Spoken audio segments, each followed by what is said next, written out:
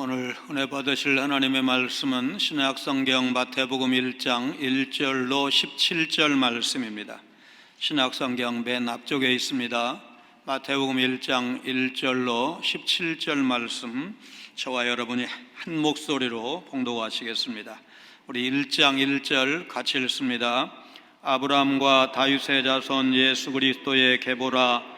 아브라함이 이삭을 낳고 이삭은 야곱을 낳고 야곱은 유다와 그의 형제들을 낳고 유다는 다말에게서 베레스와 세라를 낳고 베레스는 헤스론을 낳고 헤스론은 람을 낳고 람은 아미나답을 낳고 아미나답은 나손을 낳고 나손은 살몬을 낳고 살몬은 라합에게서 보아스를 낳고 보아스는 룻에게서 오벳을 낳고 오벳은 이새를 낳고 이새는 다윗 왕을 낳으니라. 다윗은 우리야의 아내에게서 솔로몬을 낳고 솔로몬은 르호보암을 낳고 르호보암은 아비야를 낳고 아비야는 아사를 낳고 아사는 여호사밧을 낳고 여호사밧은 요람을 낳고 요람은 우시야를 낳고 우시야는 요담을 낳고 요담은 아하스를 낳고 아하스는 히스기야를 낳고 히스기야는 므낫세를 낳고 므낫세는 아몬을 낳고 아몬은 요시야를 낳고 바벨론으로 사로잡혀갈 때에 요시야는 여고냐와 그의 형제들을 낳으니라. 바벨론으로 사로잡혀간 후에 여고냐는 스알델을 낳고 스알델은 수룹바벨을 낳고 수룹바벨은 아비웃을 낳고 아비웃은 엘리야김을 낳고 엘리야김은 아소르를 낳고 아소르는 사독을 낳고 사독은 아킴을 낳고 아킴은 엘리웃을 낳고 엘리웃은 엘르아사를 낳고 엘르아살은 맏단을 낳고 맏단은 야곱을 낳고 야곱은 마리아의 남편 요셉을 낳았으니 마리아에게서 그리스도라 칭하는 예수가 나시니라.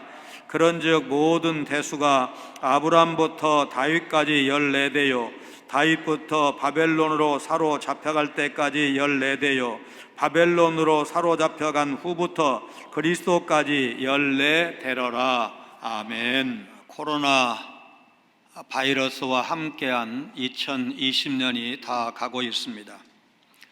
아직도 고난의 터널 끝이 보이지 않습니다. 며칠 전 신문을 보니까 미국은 코로나19 바이러스로 인한 사망자가 제2차 세계대전 사망자를 넘어섰다는 보도가 나왔습니다. 그런 가운데서도 미국과 영국, 캐나다 같은 몇몇 나라는 백신 접종을 시작을 했는데 우리나라는 내년 3월 이후에나 가능한 것으로 당국이 발표를 한 바가 있습니다. 성탄절 예배도 예배당에 나와서 드리지 못하는 그런 안타까운 현실을 우리가 보내고 있습니다. 수도권뿐만이 아니라 가까운 김제도 그리고 세계적으로는 여러 나라, 여러 국가 교회들이 예배당 예배를 드리지 못하고 있습니다. 그럼에도 절망의 시대를 사는 우리에게 성탄의 의미는 작다고 할 수가 없습니다. 미국에서 있었던 일입니다. 어떤 심리학 교수가 40여 명의 학생들에게 제시어를 주고 연상되는 것을 하나씩 적어보라고 했습니다. 제시어는 크리스마스입니다. 그랬더니 학생들이 뭐라고 적어냈느냐? 추리, 가시나무, 선물, 칠면조, 휴일, 캐럴, 산타클로스 여러 가지였습니다. 그러나 안타깝게도 성탄의 주인공 예수는 없었습니다. 크리스마스의 의미, 본질을 잃어버린 것은 아닌가? 예수가 빠져있는 이제 축제로서의 크리스마스가 아닌가, 그런 안타까운 생각을 하게 됩니다. 마태복음 1장의 족보를 자세히 보면 하나님의 놀라운 은혜가 흐르는 것을 볼 수가 있습니다.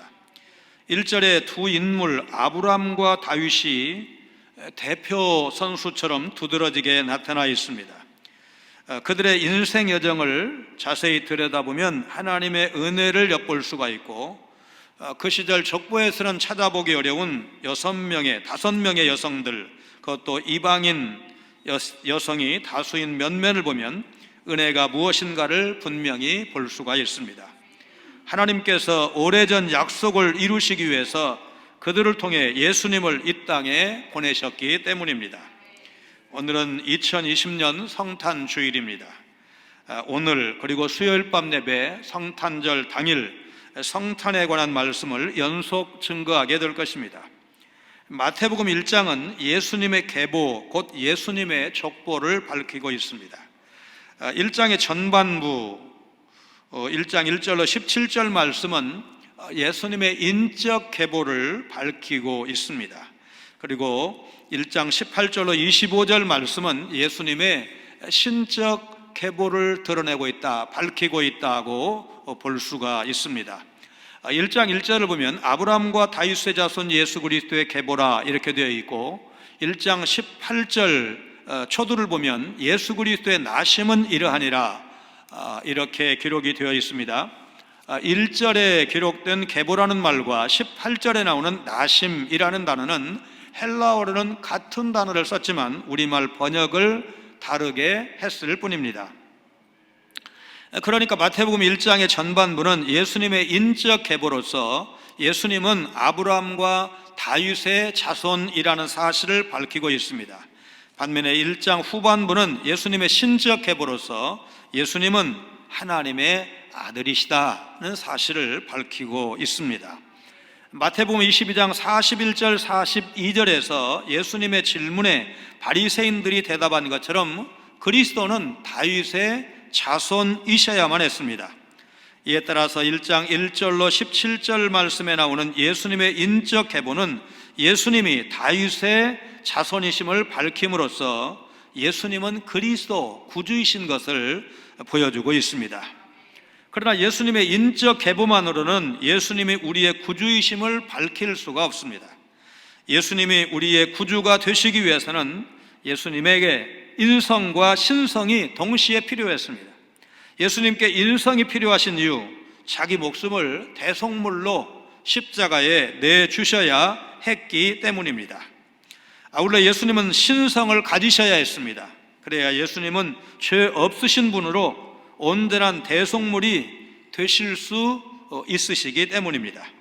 그러니까 예수님의 인적 계보는 예수님의 온전한 인성을, 예수님의 신적 계보는 예수님의 온전한 신성을 밝히고 있다, 그렇게 해석을 할 수 있습니다. 오늘 우리는 먼저 예수님의 인적 계보를 살펴볼 것입니다. 오늘 말씀을 통해서 예수 그리스도의 계보 안에, 족보 안에 면면이 흐르고 있는 하나님의 은혜, 하나님의 한량없으신 은혜를 우리가 깨달아야 은혜가 될 것입니다. 예수님의 계보에 등장하는 남자들을 먼저 봅니다. 1장 17절 말씀과 같이 예수님의 계보에 등장하는 모든 대수는 14대씩 3대로 나누어집니다. 그러니까 예수님 계보에 등장하는 남자의 이름은 40명이 넘는 것입니다.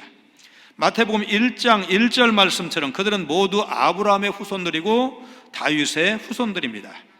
따지고 보면 여기 등장하는 인물들이라고 해서 오늘 우리보다 크게 나을 것이 없는 사람들이었습니다. 우리와 똑같은 죄인들이었습니다. 이 사실은 그들의 조상이라고 추앙받는 대표적인 두 사람, 곧 아브라함과 다윗의 인생 여정을 살펴보면 어렵지 않게 이해할 수가 있습니다. 먼저 아브라함의 인생 여정을 살펴봅니다. 로마서 4장 11절 12절 말씀과 같이 아브라함은 유대인의 조상이고 동시에 믿음의 조상으로 여겨지는 인물입니다. 그렇다고 해서 아브라함이 온전한 삶을 살았느냐? 그건 아니었습니다. 그의 일생도 들여다보면 분명한 흠이 드러나고 있습니다.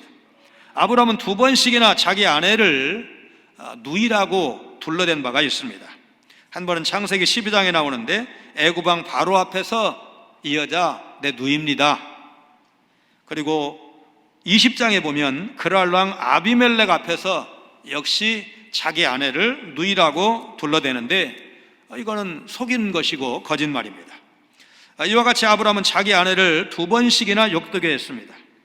뿐만 아니라 아브라함은 믿음의 조상, 그렇게 우리가 많이 불려지지만 실제로는 믿음으로 하나님의 약속을 기다리지 못한 실수도 있었습니다.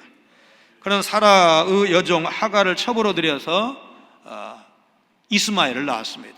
그리고 이 이스마엘의 출생은 그 이후에 지금까지 수천 년 동안 말하자면 이스마엘의 후손과 이삭의 후손이 싸우는 오늘날의 중동의 모든 분쟁의 원인을 이때부터 잉태했다고 해도 과언이 아닙니다.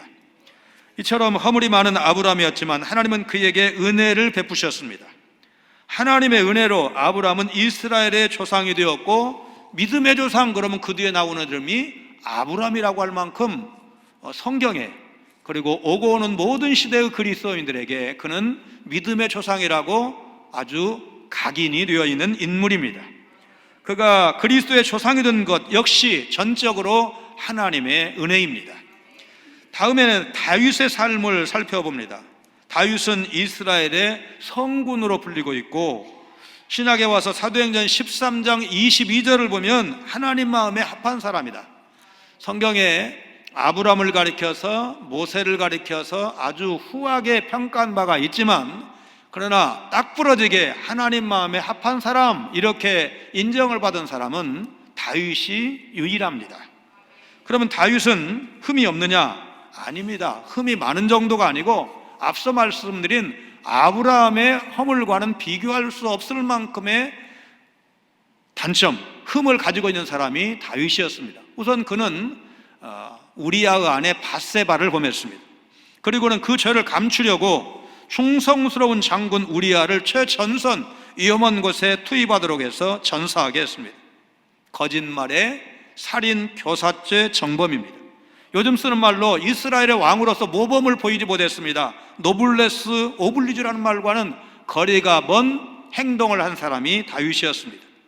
따라서 인간적인 시각에서 보면 다윗은 엄청나게 큰 죄인이었습니다. 그는 전쟁에 나가서 많은 사람을 죽이기도 했습니다. 피를 많이 흘렸습니다. 그래서 그가 노년에 건축원금을 많이 모아놓고 성전 건축하기를 소원했지만, 너는 피를 많이 흘려서 안 된다. 그래서 성전 건축을 할 수가 없었던 사람이었습니다. 다윗은 자식 교육에도 실패한 사람이었습니다. 그 아들 압살롬은 이복형 암논을 잔치 벌였으니까 형제들 다 모이소, 이렇게 모이라고 해서 형을 죽였습니다. 그리고 나중에 아버지 다윗을 처치하고 그 아버지의 왕위까지 빼앗으려고 영모를 시도한 사람이기도 했습니다. 이처럼 죄도 많고 허물도 많은 사람이 다윗이었습니다. 그럼에도 불구하고 하나님은 다윗에게 은혜를 베푸셨습니다. 다윗이 이스라엘의 성군으로 추앙받게 된 것도, 또한 그가 그리스도의 조상이 된 것도 오로지 하나님의 은혜였습니다. 오늘 우리말 성경은 아브라함과 다윗의 자손 예수 그리스도의 세계라, 족보라 이렇게 되어 있는데, 사실 헬라어 원문은 다윗의 이름이 먼저 나와 있습니다.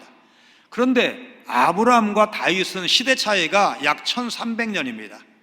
1300년 전에 할아버지인 아브라함과 1300년 후에 태어난 다윗을 순서를 바꿔놓는 것을 우리 번역자들이 용납하지 않았습니다. 그래서 한국식으로 아브라함의 이름을 먼저 놓았는데, 실제로 성경은 다윗의 이름이 먼저 나옵니다. 그러니까 유대인인 이 마태 입장에서 누가 더 큰 인물로 보였냐? 아브라함보다 다윗이 더 크고 위대한 인물로 마태에게는 적어도 보인 겁니다. 그래서 그의 이름을, 말하자면 손자인데, 훨씬 손자인데 그의 이름을 먼저 앞으로 드러내고 있습니다. 예수님의 계보에 나오는 아브라함의 후손들도, 또한 그 뒤를 잇는 다윗의 후손들도 자세히 살펴보면 온전치 못한 것은 다 마찬가지였습니다. 그들 모두가 우리와 똑같이 부족하고 허물이 많은 사람들이었습니다. 그럼에도 불구하고 예수님은 아브라함과 다윗의 자손으로 일컬음 받기를 거절치 아니하셨습니다. 그들의 모든 부족과 허물을 온전히 극복하셨습니다. 그러면서 예수님은 그들을 위해서 하나님께서 아브라함과 다윗에게 언약하신 그 모든 언약을 다 이루셨습니다. 이 모든 것은 오로지 하나님의 은혜였습니다. 그러니까 아브라함과 다윗, 그리고 그들의 후손들이 그리스도의 조상으로 예수님의 계보, 족보에 당당히 등장하게 된 것은 그들에게 어떤 공로가 있었기 때문이 아니고 하나님의 은혜입니다.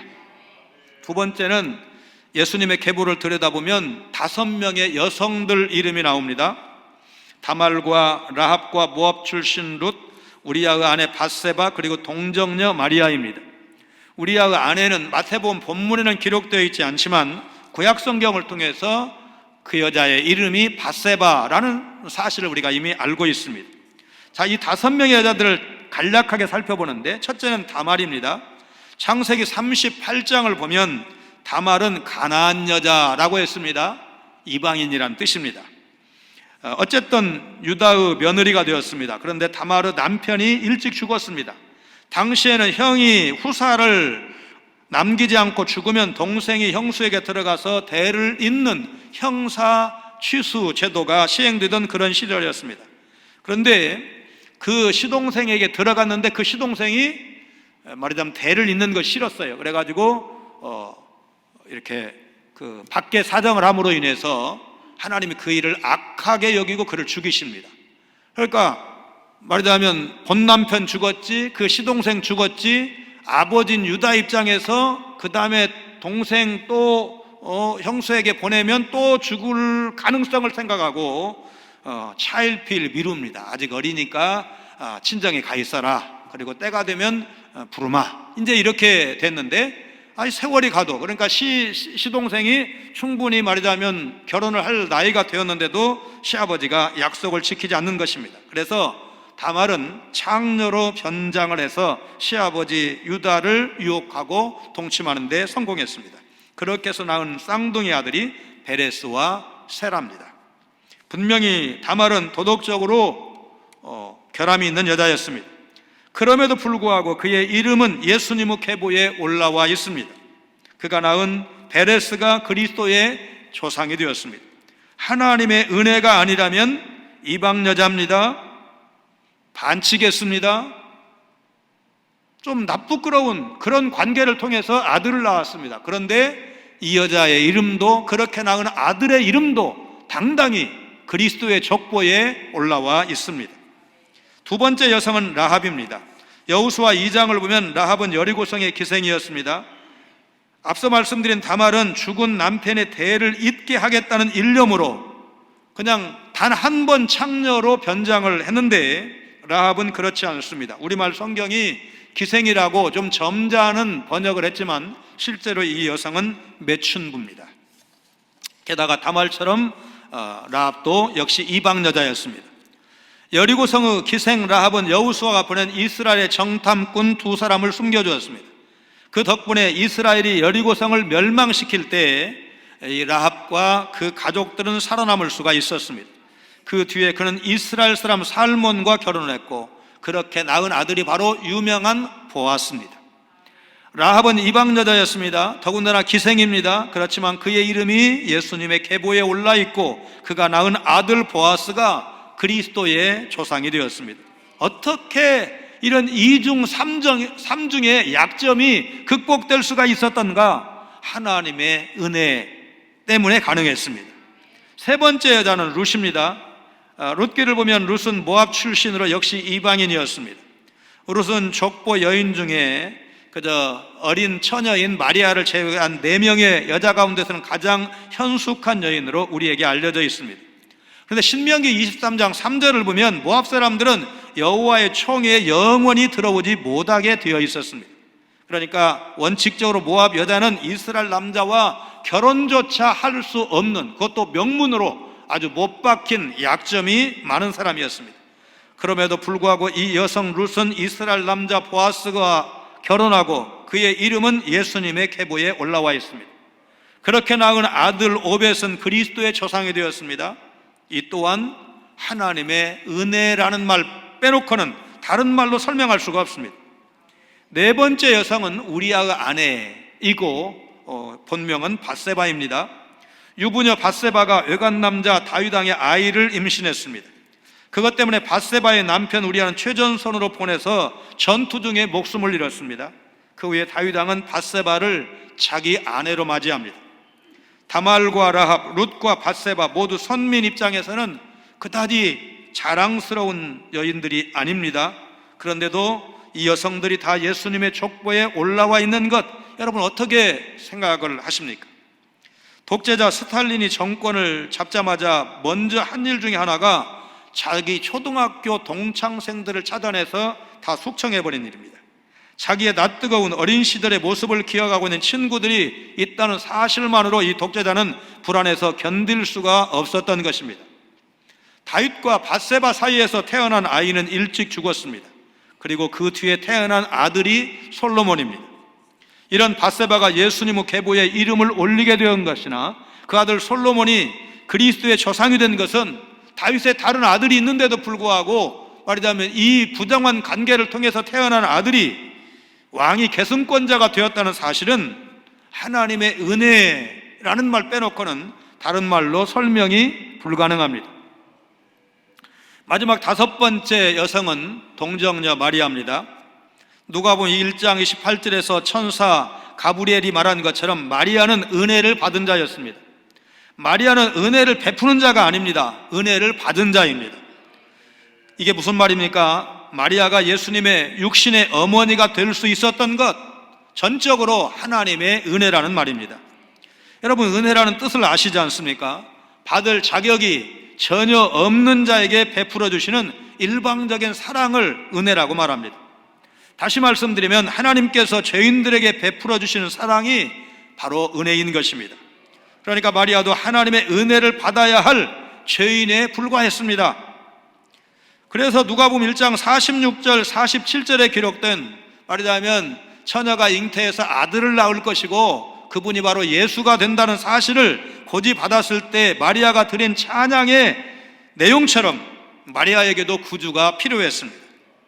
마리아도 하나님의 은혜로 구원을 받아야 될 죄인이었기 때문입니다. 이렇듯 마리아는 오직 하나님의 은혜로 예수님의 어머니가 될 수 있었던 것입니다. 따라서 마리아를 높이거나 마리아를 우상화하는 것은 성경의 의도가 아닙니다. 마리아도 하나님의 은혜로 구원받아야 될 죄인에 불과했기 때문에 그렇습니다. 그래서 우리는 마리아에게 초점을 둘 것이 아니고 이런 마리아를 쓰신, 이런 마리아에게 임한 하나님의 은혜에 우리가 관심을 갖고 초점을 맞춰야 합니다. 지금까지 살펴본 대로 예수님의 계보는 모두 5명의 여성들이 등장합니다. 그들 모두가 죄인입니다. 심지어 이방인에다가 불미스러운 과거를 지닌 여자들이 다수였습니다. 그런데도 그들의 이름이 예수님의 이 계보, 족보에 당당히 오르게 된 것은 전적으로 하나님의 은혜였습니다. 세 번째, 예수님의 계보에 등장하는 세 세대를 살펴볼 것입니다. 이제 그 계보를 분석을 다 해놨는데 첫째는 아브라함부터 다윗까지입니다. 이 시대는 이스라엘 역사의 여명기 정도로 명명할 수가 있을 것입니다. 이스라엘 백성은 아브라함, 이삭, 야곱 족장 때부터 가나안 땅에 머물렀습니다. 그러다 그들은 400년 동안 애굽에서 종살이를 했습니다. 그리고 모세의 인도로 출애굽, 이집트에서 나올 수가 있었습니다. 그 후에 여호수아의 인도로 약속의 땅 가나안에 들어가게 됩니다. 뒤를 이어서 온니엘, 또 여사사, 드보라, 기드온, 삼손 같은 여러 사사들이 이스라엘을 다스렸습니다. 그러다가 사울왕과 그를 이은 다윗왕이 세움을 입으면서 이스라엘이 든든히 서게 되었습니다. 이처럼 이 시대는 이스라엘의 역사가 무르익어 가던 때라고 할 수가 있습니다. 두 번째는 다윗부터 바벨론으로 사로잡혀갈 때까지입니다. 이 시대는 이스라엘 역사의 쇠퇴기라고 할 수가 있습니다. 다윗왕의 아들 솔로몬 때에 이스라엘은 짧은 기간 최고의 전성기를 누렸습니다. 그러나 솔로몬이 죽고 나자 이스라엘은 북이스라엘과 남쪽 유다로 나뉘어졌습니다. 북이스라엘은 처음부터 끝까지 나라 전체가 우상을 숭배했습니다. 북이스라엘은 계속해서 하나님 보시기에 악을 행했고 하나님 앞에서 범죄했습니다. 그러다가 하나님의 심판을 받아 아수르에 의해서 멸망을 당합니다. 남쪽 유다도 여호사밧, 히스기야, 요시야 때 그저 잠시 하나님을 경외했을 뿐 그 외에는 유다도 하나님 보시기에 정직히 행하지 아니했습니다. 결국 유다도 하나님의 심판을 받아서 바벨론에 의해서 멸망을 받고 엘리트들이 다 바벨론으로 포로로 끌려갔습니다. 세 번째는 바벨론으로 사로잡혀 간 후부터 예수 그리스도 오실 때까지입니다. 한마디로 이 시대는 이스라엘 역사의 암흑기라고 할 것입니다. 이 시대에 등장하는 인물들은 그렇게 유명한 인물들이 별로 없습니다. 그저 여기에만 기록된, 족보에만 기록된 평범한 또 생소한 인물들이 다수입니다. 이스라엘 백성은 바벨론에서 이제 기한이 찼을 때 돌아오긴 했지만 그들은 계속해서 몰락의 길을 걸었습니다. 예수님이 태어날 당시에만 해도 그들은 나라의 주권을 상실하고 로마 제국에 지배하여 있었습니다.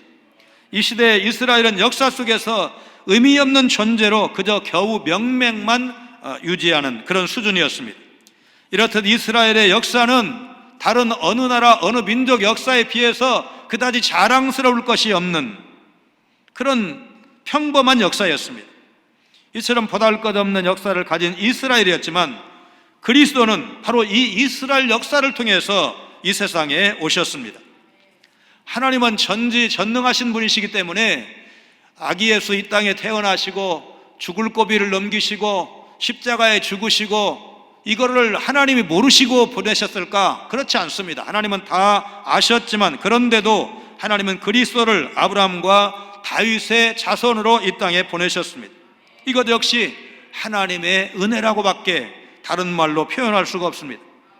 지금까지 우리는 마태복음의 첫 머리에 나오는 예수님의 인적 계보를 살펴봤습니다. 예수님 후 계보에는 그저 옛사람들의 이름만 나열된 것이 아닙니다. 하나님의 은혜가 대대로 흐르고 있다는 사실을 우리에게 보여주고 있습니다.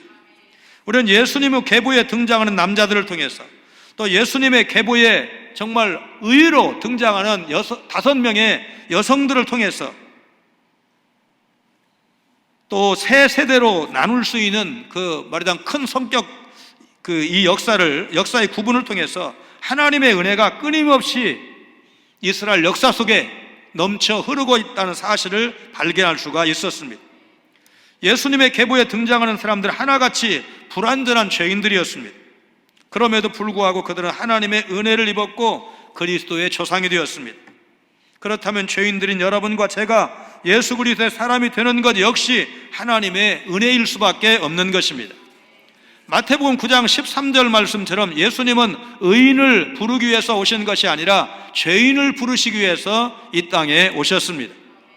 예수님은 은혜로 아브라함과 다윗 같은 죄인들을 그의 조상으로 삼으셨습니다.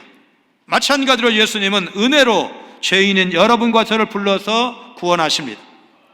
오늘 본문이 기록된 마태복음을 기록한 저자 마태를 우리는 생각할 수 있습니다. 그는 예수님의 12 사도 가운데 한 사람입니다.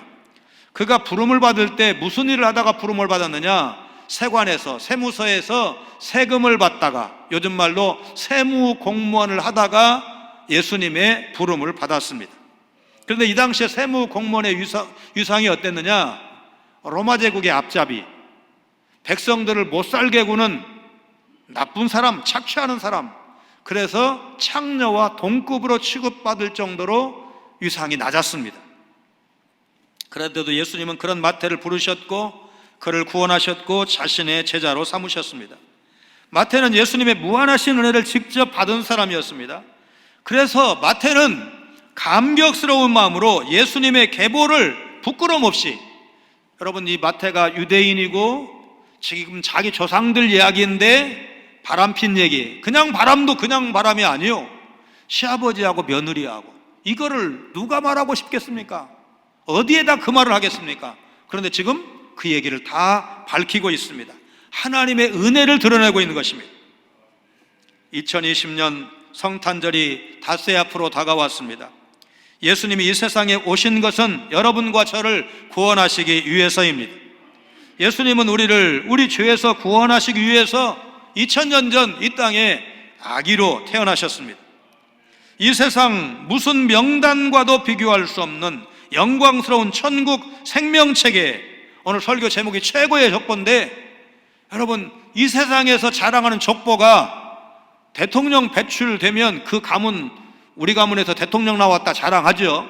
장관을 몇 사람쯤, 옛날에 뭐 좌의정, 우의정, 영의정 배출했다 그러면 우리 가문 명문가다 이렇게 말하죠. 그런데 천국 생명책에 그 이름이 기록되었다는 것은 여러분 어느 족보에 비교할 수가 있겠습니까? 이보다 더 유명한 족보, 이보다 더 소중한 족보, 이보다 더 가치 있는 족보가 세상에 어디가 있습니까? 그런데 여러분과 제가 이미 천국 생명책에 이름이 기록되었다고 믿고 있지 않습니까? 뭘로 그렇게 믿습니까? 예수 그리스도의 복음 아닙니까?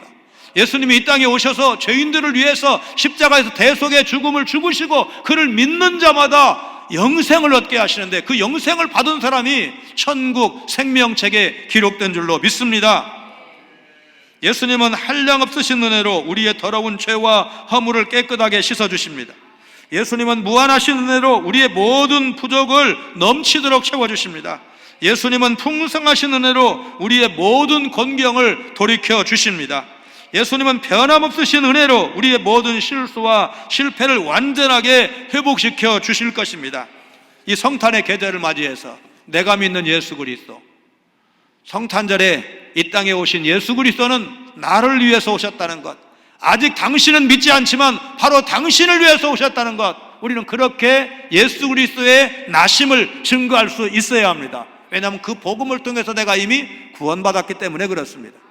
가족 중에서 내가 마음속에 품고 기도하는 그 사람을 생각을 하면서 당신 때문에 예수님이 오셨습니다, 나 때문에 예수님이 오셨습니다, 그렇게 전도할 수 있고 간증할 수 있고 고백할 수 있는 2020년 성탄절이 되시기를 주의 이름으로 축원합니다. 거룩하신 하나님, 하나님께서 약속하신 대로 우리를 구원하시고 다스리실 메시아 예수님을 이 땅에 보내주신 것 감사를 드립니다. 언약의 시조인 아브라함과 다윗 왕가의 혈통을 따라 이 땅에 참된 메시아로 오신 의미를 상고하며 구주 탄생의 날을 맞이하게 하심을 다시 한번 감사를 드립니다.